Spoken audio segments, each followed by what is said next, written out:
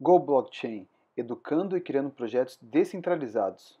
Beleza, pessoal, vamos aqui criar nosso contrato, né? Então, uma vez que foi dita que o Solidity é a linguagem mais utilizada na rede do Ethereum, não sei se vocês já ouviram falar que o Solidity... Quem que já ouviu falar que o Solidity é muito parecido com o JavaScript? Quem já ouviu falar isso, no final me fala se parece ou não com o JavaScript. Na minha opinião pessoal, não parece nada com o JavaScript, tá? Lembra mais um Swift da Apple, lembra mais um C++ do que o JavaScript. Então, beleza, pessoal. Aqui a extensão do nosso programa é .sol. Nós vamos criar um contratinho de registro de informações no blockchain. Então, eu aqui no meu Visual Code, no nosso Remix Web, o que eu fiz? Eu criei um arquivo chamado .sol, registro.sol, né, por aqui, né, aqui no maisinho. Legal. Primeira linha que eu preciso colocar no nosso programa é uma linha, um nome chamado Pragma. Tá? O Pragma, isso já vem da linguagem C e C++. Eu informo para o compilador qual que é a versão mínima que eu quero que compile o nosso programa. Tá? Então é a mesma coisa. Eu criei meu programa. Se mudou a versão do software, para não quebrar o meu programa, eu defino qual é a versão mínima que eu quero que ela seja utilizada. Então aqui eu coloco, ó, Solidity, a versão que nós vamos utilizar é a 0.4.21.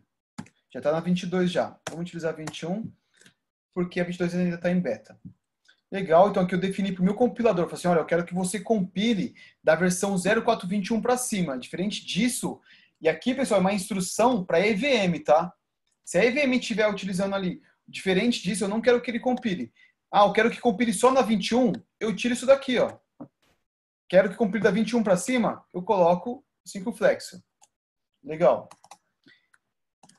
Aqui eu vou criar o nosso contrato. A palavra que eu utilizo é contract, registro. Vou utilizar registro de documento. Abro e fecho colchetes. Como que eu declaro aqui um tipo, um atributo, uma variável da nossa classe no Solidity? Eu coloco o tipo, coloco a visibilidade dela e coloco o nome. No nosso caso aqui, nós vamos criar um contrato onde as pessoas possam registrar uma informação e que depois a gente vai garantir que ela é única. Tá? Então eu fiz uma música, eu quero garantir que a minha música é única. Então, e que fui eu que criei essa música. Então eu vou criar minha música, lá meu texto, vou pegar esse meu texto e vou registrar no blockchain. Tá? E vou falar quem é o dono dessa música, através do meu e-mail. Só que é o seguinte, eu que estou criando essa aplicação. Então, por eu estar criando essa aplicação, eu quero receber um Ether por isso. Tá? Eu não vou fazer ela de graça, eu quero receber um Ether ou, no mínimo, receber uma doação. Então, para isso, eu preciso falar quem que é o dono dessa aplicação, quem que é o dono desse smart contract. Quando eu quero trabalhar com endereços no Solidity, o tipo de endereços, quando a gente quer utilizar tipo, é address. Tá? Além de address, eu tenho outros tipos também. Eu tenho um string, eu tenho o int, aqui o int eu tenho vários tamanhos, ó. 128, 256, 240, 232, tenho vários tamanhos. Eu tenho int, tá? A diferença do int que o int eu vou conseguir colocar valores negativos e positivos, tá? E o int apenas valores positivos. Normalmente quando a gente quer trabalhar com decimal, eu utilizo o int, beleza? E por que a gente tem tantos tamanhos, né, galera, com Solidity? Ó, eu tenho o int 8, 136, 16, 24. Por quê? O tamanho do seu programa é o valor que você vai pagar para a rede, certo? Então, vamos pensar aqui, ó, em um modelo convencional. Eu peguei a minha história de procedure, tá? Criei nossa história de procedure. Ou criei meu programa. Quando eu fui lá e criei meu programa em Java, meu programa em Java tem 20 linhas. Quem vai compilar esse programa é a JVM, certo? Quando eu fiz isso na minha máquina, beleza, é a JVM ali da minha máquina. Se a minha máquina é uma máquina boa, vai compilar tranquilo. Quando eu faço isso lá na Amazon, eu vou ter que ter uma máquina que ela consiga suportar quando eu for compilar esse programa. Tá? Que se eu estiver compilando ali muitos programas, eu tenho que ter uma máquina que suporte isso. Até então é bem tranquilo. Eu instalo o meu Java, ele vai compilar tranquilamente os nossos programas. Isso tem um custo, né? Tem um custo. A gente está pagando um custo. A gente vai estar pagando ali 0,0 centavos para a Amazon. No blockchain do Ethereum, a gente também paga isso. A gente paga isso para os mineradores. São as pessoas que estão validando as transações, certo? O nome desse pagamento é gas, certo? O nome dessa taxa de pagamento é gas. Então, ou seja, quanto maior o programa, mais caro vai ser, mais esforço o minerador vai ter que ter para validar essa transação, certo? Concordam? Se eu tenho 5 linhas, eu tenho 20, 20 vai ser mais difícil, então vai ser mais caro. Se eu tiver 20 linhas com for, com if, com várias funções, também vai ser mais caro, certo? Então, por isso que é importante vocês definirem os tamanhos adequados para as variáveis de vocês. Por isso que vocês têm ali vários tipos de int e wint, para que vocês possam utilizar exatamente o tamanho que vocês precisam, beleza? Então, a gente tem string, eu tenho bool também, qual mais? String address, basicamente é isso, pessoal. Tem um int, vamos colocar aqui para não esquecer. Tem um int, beleza? É isso, galera. São os tipos que vocês vão utilizar. No nosso caso aqui, por enquanto, nós vamos utilizar só o address. O address é onde eu vou guardar o endereço do dono do contrato. Então, aqui eu vou colocar endereço dono. Legal. Então, por enquanto, é só isso que eu preciso. Eu vou criar um contrato onde eu falo quem é o dono desse contrato. E aqui eu vou criar o construtor do nosso contrato. Porque eu quero, quando for criado esse contrato, eu quero falar quem que é o dono desse contrato. Eu vou falar isso na criação. Para isso, construtor, ó, como muito parecido em outras linguagens de programação. Aqui eu falo que ele é público, né? Então, para eu criar a nossa função, function, o nome aqui no nosso caso, que ele não é uma função, é um construtor, mas vocês vão ver que a função é muito parecida. E aqui é a visibilidade dele. E aqui eu vou citar quem é o dono do contrato. Então, eu vou falar aqui, ó, o dono do contrato, a pessoa que está criando esse programa, é o messenger.sender. Então, já percebam, né, que a gente tem um tipo, uma variável aqui chamada MSG, que a gente tem acesso a vários tipos de informações. E uma delas é o sender, que é a pessoa que está executando a transação. Legal. Agora o que eu vou fazer? Eu vou criar aqui uma função, que é uma função chamada destruir contrato. Veja o seguinte, vocês criaram a aplicação de vocês querem tirar essa aplicação do ar. Lembra que vocês estão criando uma aplicação numa rede distribuída, no mundo inteiro. Como que vocês fazem para tirar essa aplicação do ar? Sendo que ela foi gravada no blockchain, não dá para ir lá e apagar, né? Então, a forma de apagar no blockchain é utilizando uma função chamada self-destruct. Legal. É a self-destruct que vai deletar o nosso contrato da rede do blockchain. E essa self-destruct, ela recebe como parâmetro um endereço. Porque imagina que esse contrato, ele tivesse ethers. Né? Ele tivesse ali, as pessoas mandaram ethers para esse contrato. Então, quando eu destruir esse contrato, eu mando o fundo, o saldo desse ethers para o endereço, que vai ser para o dono do contrato. Legal, vou falar que essa função é pública, certo? Falei aqui que ela é pública. Bacana. Então, self-destruct, então já que tem aqui nossa função para destruir o contrato. Legal. Aqui eu tenho o dono do contrato. Bacana, galera. Agora o que eu vou fazer? Eu vou criar outros tipos, que é onde eu vou armazenar todos os registros de informação da nossa aplicação. Lembrando que a gente está criando uma aplicação que armazena informações e que garanta que ela é única. Então, o que eu preciso para fazer isso? Eu vou criar um tipo que é um mapping, que é chave em valor, onde eu vou armazenar o texto que eu estou guardando no blockchain e o dono desse texto, certo? Então, eu vou fazer o seguinte, eu vou colocar aqui, ó, mapping. Mapping é o objeto, é o tipo no Solidity que representa o chave valor. Então, eu vou colocar aqui mapping e vou falar qual que é o texto que está sendo armazenado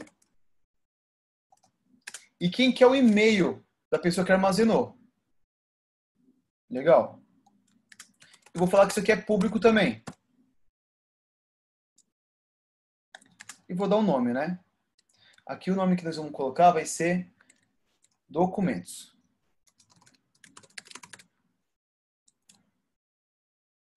Bacana, então aqui, string. Opa, desculpa, pessoal, errei aqui a ordem. Legal.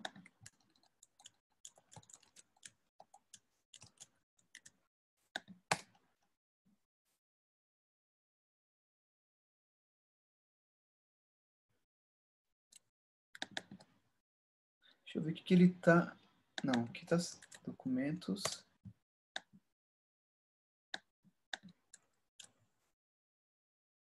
Ah, pessoal, desculpa. Eu fui falando com vocês aqui e acabei escrevendo.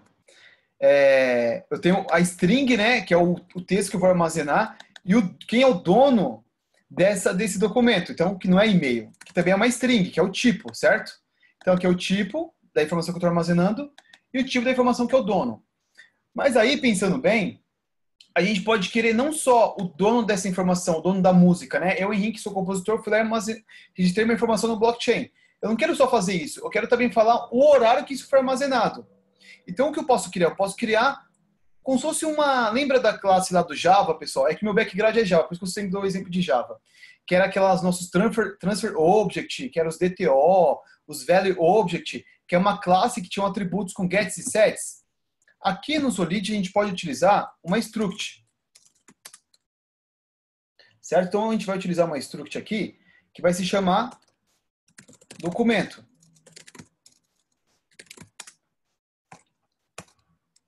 E nessa struct, aí sim eu vou colocar agora, que eu vou armazenar um e-mail, e vou armazenar também o horário que isso foi criado. Tá? O horário eu vou armazenar um timestamp.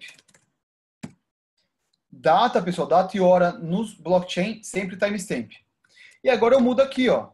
Eu tenho um chave-valor que é um texto, tá? No meu caso vai ser a minha música, armazenado com uma struct, onde vai ter o e-mail e timestamp. Então, como que eu crio uma struct? Defino aqui que é uma struct, o nome dela, abro e fecho colchetes e nossos tipos aqui dentro. Beleza? O tipo sempre, o tipo primeiro e o nome do meu tipo logo em seguida. Certo? Agora o que eu quero fazer? Eu quero fazer o seguinte. Eu vou criar a nossa função.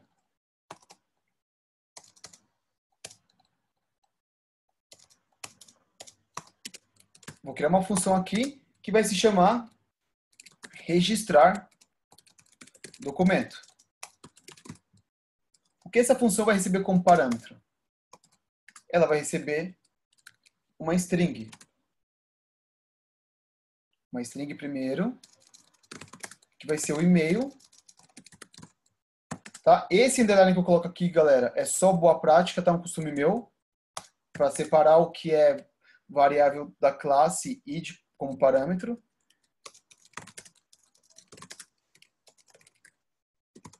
Texto. Abre e fecha colchetes. Ela vai ser pública também. Legal. E aí, o que eu vou colocar aqui? Eu vou colocar... como que eu vou armazenar essa informação, né? Eu vou fazer o seguinte, eu vou agora, como se fosse instanciar a nossa struct documento.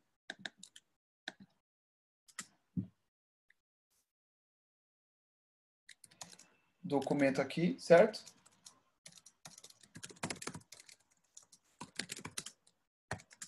E aí, para eu popular uma struct, tem duas formas, pessoal. Uma delas, eu posso passar aqui, ó, como na ordem que eu defini aqui dentro da struct. Então, eu passo exatamente na mesma ordem. Então, eu faço isso, tá? Essa é uma forma. Eu também podia fazer isso aqui, ó. Abro e fecho colchetes aqui dentro e vou colocando e-mail é igual, aí coloco o e-mail aqui, vírgula, texto. Aqui não é o texto, né, que a gente vai fazer. Aqui eu vou armazenar primeiro o e-mail, e aqui que eu vou armazenar é o timestamp. Timestamp é igual... Pegar timestamp no Solid, vou utilizar now. Beleza. E agora eu vou armazenar isso no nosso mapping. Documentos. A chave não é e-mail? E-mail é igual a documento. Beleza? Aqui, galera, o que ele está reclamando? Ele está reclamando que esse meu tipo de struct aqui, ele tem que ser do tipo memory. O que isso quer dizer? Que é uma variável que eu estou criando aqui, nesse escopo dessa função, e depois ela não tem mais validade. Certo? Então, porque eu vou criar ela aqui e colocar ela dentro do nosso mapping aqui. Beleza? Então, esse tipo de instância, ela morre nesse escopo dessa função. Legal. Então, o que eu fiz agora? Né? Tenho que registrar o documento, recebe 2 parâmetros, ela é pública.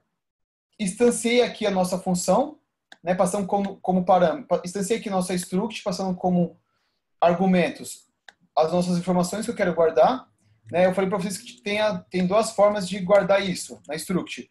Uma delas é só passar na ordem da struct. Ó. Daí seria e-mail e a hora. Tá na mesma ordem que está aqui, aí ele funciona. Visualmente, eu acho que assim fica melhor documentado, tá? Então eu prefiro fazer dessa forma. Beleza, pessoal. Aqui eu já estou guardando essa informação no blockchain. Então, a pessoa aqui ela vai passar um texto, né? No meu caso aqui vai ser a música, e eu vou guardar essa informação dentro aqui dessa struct e vou armazenar isso aqui na lista. E aí, galera, uma informação que às vezes não fica tão claro pra gente. Tudo que a gente coloca aqui no nosso contrato é guardado aqui dentro, tá? Então, esse tipo aqui de documentos, ele vai crescer. E aí, esse contrato, ele que vai ficar armazenado no blockchain, tá? Não é eu não fico pegando minhas transações uma a uma e fazendo uma transação no blockchain. Esse contrato vai ser uma única transação e conforme eu vou guardando as informações dentro dele, isso vai crescendo. Então, é como se isso aqui fosse isso aqui, ó, é o nosso banco de dados de documentos. Tá legal? Se alguém tiver dúvida, pode tirar, pessoal, que eu sei que isso aqui às vezes não fica tão claro. Eu me confuso, porque antes eu também imaginava que cada informação imagina que assim, eu quero gravar minha música, né? Que a minha música vai direto para o blockchain como transação. Não. A minha música vai ficar armazenada num smart contract e o meu smart contract que vira uma transação que vai para o blockchain. Tá legal? Dúvidas? Onde foi armazenado o texto? O nosso texto, eu acabei de armazenar ele aqui, ó. Não. Boa, cara. O texto aqui passou. Então vamos lá. O que eu tenho que fazer aqui é o seguinte. Aqui eu armazenei errado, né? Não é o e-mail. Aqui que eu preciso armazenar é o texto. Certo? Aí dentro da struct eu falo quem que é o dono e qual que é o horário. Beleza? Ah, beleza. E quem que é o texto nesse parâmetro? Aí, Que valor que ele... esse texto a gente pode até mudar o nome dele, tá? Porque isso aqui é uma aplicação realmente que eu estou construindo na mainnet. Posso colocar como texto SHA. Por quê? A minha aplicação que é responsável em mandar um hash para o nosso contrato, entendeu? Eu não vou gerar o hash aqui. A minha aplicação que gera o hash. Ah, tá. Tá legal? Então, lá na nossa aplicação, eu vou ter uma biblioteca em JavaScript que eu vou subir um texto, vou subir um arquivo, ela vai gerar um hash daquela informação e aí eu vou mandar o hash para cá. E aí o que eu vou armazenar aqui é o hash. Tá? Então, o que a gente precisa fazer aqui agora? Eu preciso verificar se não já existe essa informação. Então, né, antes de ficar inserindo aqui, eu preciso verificar se não já existe. Então, eu vou criar uma outra função aqui, ó, que vai se chamar existe registro. Também vai ser pública. E aqui é o que eu vou colocar. Ó. Ela tem chama returns, porque o Solid pode ter múltiplos retornos. Vai retornar booleano, que vai falar se já existe ou não. E aqui eu vou falar retorno. Aqui eu vou passar o texto, né, que eu preciso.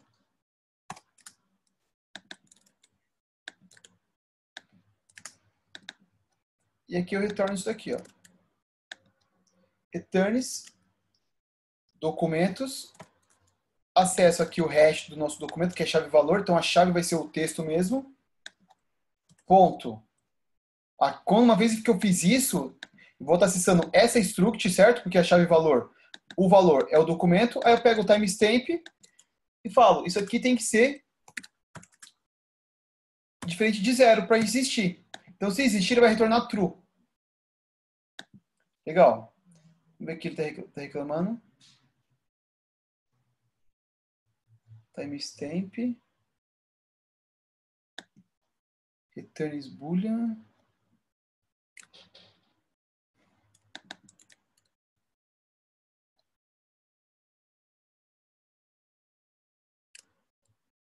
Deixa eu só ver aqui, pessoal, o que ele está reclamando.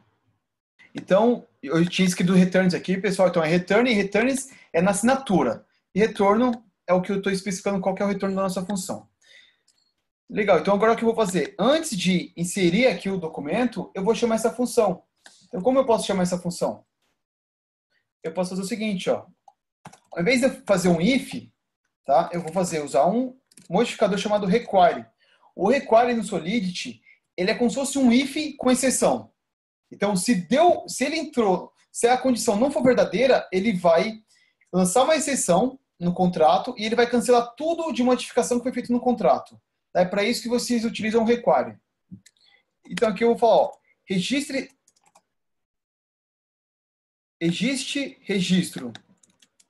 É que eu passo o texto. Então, isso aqui tem que ser falso. Se isso aqui for verdadeiro, ele vai parar nessa linha e vai lançar uma exceção. Certo? Então, ele só vai continuar aqui se não existir um registro com esse texto que foi passado. Pessoal, até aqui, alguma dúvida?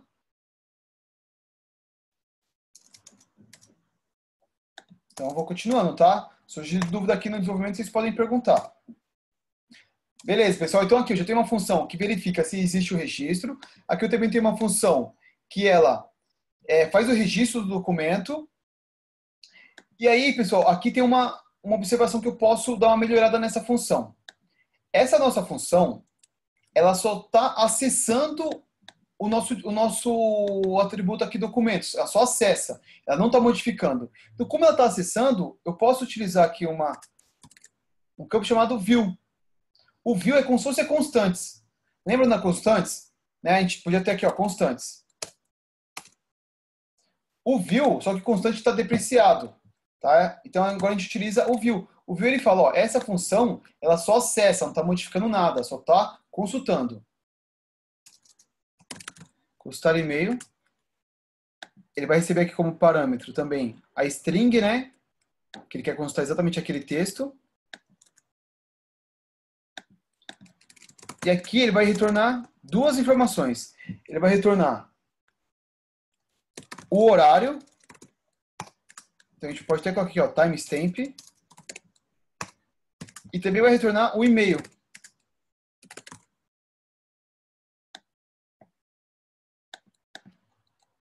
Certo? Então agora como que eu faço? Eu coloco acesso ao nosso documento.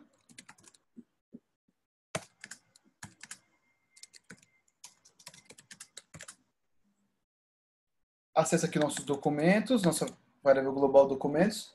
Passa aqui o hash do documento. E aqui eu vou informar o retorno. Return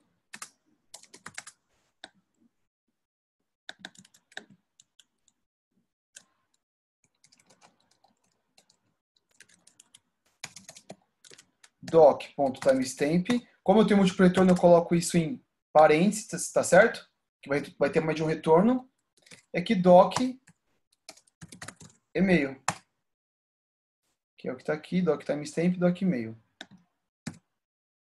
Essa função vai ser pública. Ela pode ser pública, também pode ser view, porque ela não modifica nada do nosso contrato. Legal. E aí, galera, quando a gente olha aqui, eu vejo que eu tenho funções, né, de negócio do meu próprio registro, mas eu também vejo aqui que eu tenho informações que elas são utilizadas, mas não faz muito sentido não estar nessa classe aqui, né, nesse nosso contrato, que é esse destruir contrato, Acho que eu não precisa também informar aqui quem é o dono do contrato. Então, o Solidity, ele suporta herança. Então, o que a gente pode fazer? A gente pode criar uma outra classe para estender esse... Para que eu possa estender essa nova classe, eu posso separar as regras de negócio. Então, eu vou criar uma outra classe aqui, ó. Contract, vai se chamar dono, que é onde eu vou colocar todas as funções referentes ao dono. Então, aqui eu coloco, o dono vai ficar aqui agora.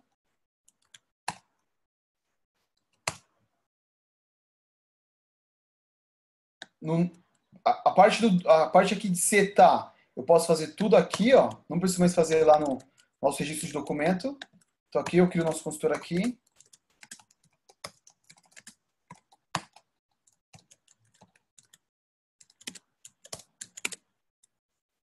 Beleza. O que mais? Aqui o destruir contrato também, eu entendo que é uma função que faz parte nessa outra classe. E agora eu vou herdar ela. Vou dar um is dono. Com isso eu estou herdando. Eu posso também ter outras classes que eu poderia herdar aqui também, viu, pessoal? Não é só uma. Múltipla herança também. Beleza. O que mais a gente pode colocar aqui? Como eu havia dito no começo, né? Essa aplicação, ela pode ser... As pessoas podem pagar, então quando a pessoa for registrar, eu posso forçar com que elas paguem, ou eu posso forçar com que elas possam utilizar de graça, porque elas vão estar pagando o gas da transação, mas eu também quero deixar uma opção de doação, para que as pessoas possam doar algum Ether para mim, porque ela gostou da aplicação, certo? Então o que eu vou fazer aqui, ó? Eu vou criar uma função que ela é payable. Ela pode receber pagamentos. Então, toda função que vocês querem que possam receber pagamento tem que ser payable.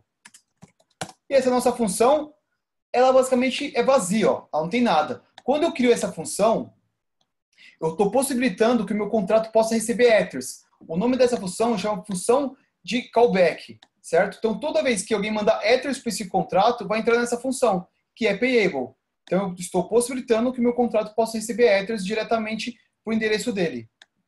Beleza, uma vez que eu tenho isso agora no meu contrato, onde eu posso receber Ethers, eu vou ter uma outra função agora, que vai se chamar saque, para que eu possa sacar tudo que eu recebi de doação.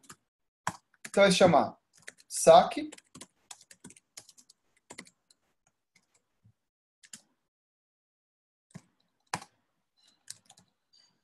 Eu vou colocar aqui que ela é pública também.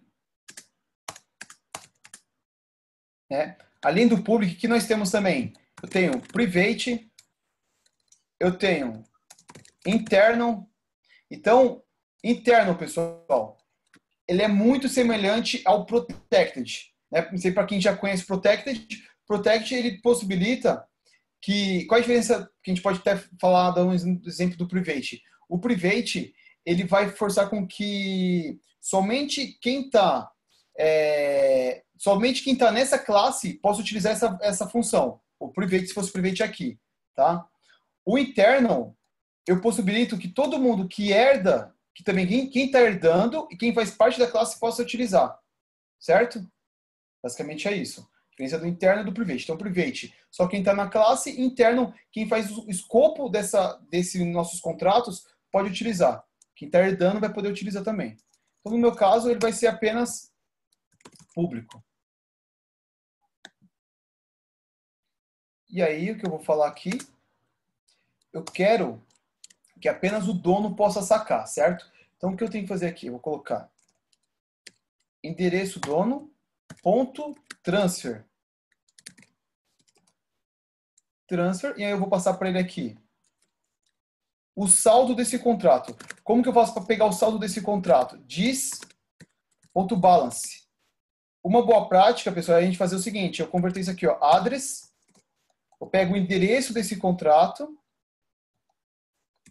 Ó, então aqui eu peguei o endereço desse contrato, porque todo o saldo vai estar nesse contrato aqui, certo? Porque as pessoas mandaram o Ether para esse contrato, para o endereço desse contrato. Aqui eu peguei o balanço desse contrato, são tudo que as pessoas me doaram, e transfiro para minha conta, que é o endereço do dono, que eu guardei lá na hora que eu criei o contrato. Só que isso aqui está público, eu tenho que colocar uma limitação aqui, né? Que somente eu, Henrique, posso fazer o saque disso. Não é qualquer pessoa que pode entrar aqui e fazer um saque. Todo mundo, senão todo mundo pode vir aqui e sacar. Somente eu, Henrique, posso sacar. Para isso, eu posso colocar aqui uma validação. Require messenger.sender é igual ao dono, ao endereço do dono. Beleza? Já resolvi. Só que, galera, vocês concordam que essa linha aqui de validação, que somente o dono pode fazer, isso aqui pode ser... Eu posso repetir isso em várias vezes, em vários lugares. Inclusive, aqui, ó, destruir contrato. Nosso destruir contrato está aberto. Qualquer pessoa pode vir destruir nosso contrato. É isso que a gente quer? Não é. Então, ao invés de eu vir aqui e duplicar esse código, o que a gente pode fazer? Eu posso criar um modifier. O modifier, ele é como se fosse uma função, só que ele vai ser executado antes de entrar na nossa função principal. Então, antes de entrar aqui, eu posso acessar uma outra função, que é como se fosse um modificador. Ele vai modificar o comportamento daquela minha função antes de entrar nela. Então, eu vou chamar aqui, ó, function apenas dono. Eu quero só que o dono possa, somente o que for o dono pode entrar nessa função. E aí eu coloco a regra aqui, ó. Tá? E todo modificador, ele precisa ter, tá, por padrão, esse underline aqui e o ponto e vírgula aqui no final. Tá legal? Aqui colocamos ponto e vírgula, beleza. Deixa eu ver o que ele tá reclamando aqui.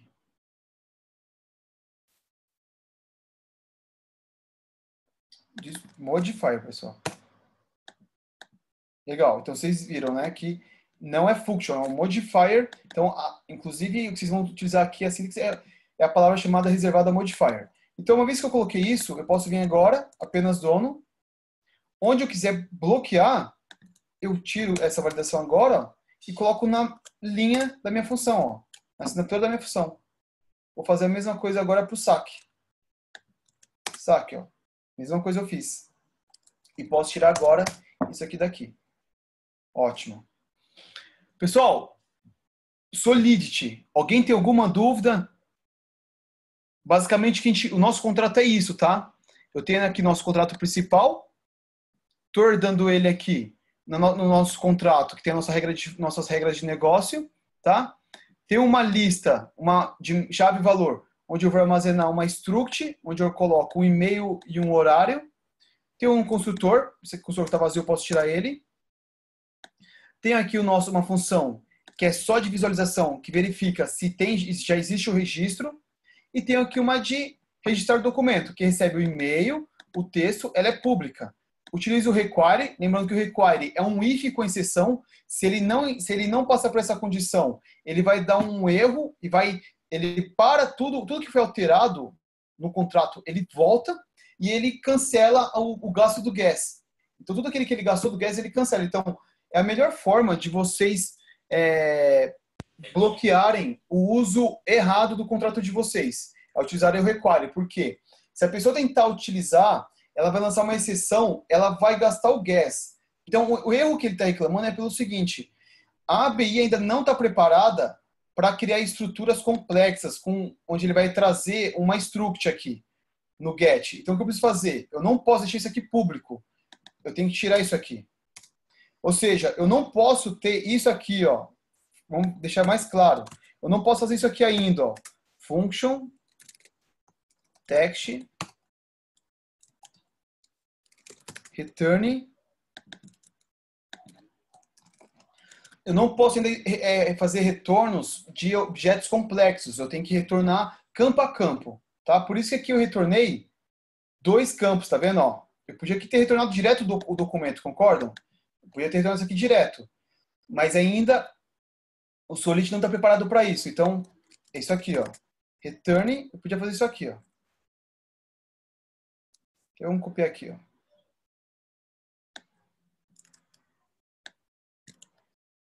Só que, em vez de eu retornar campo a campo, a gente podia fazer isso aqui, ó. Direto o documento.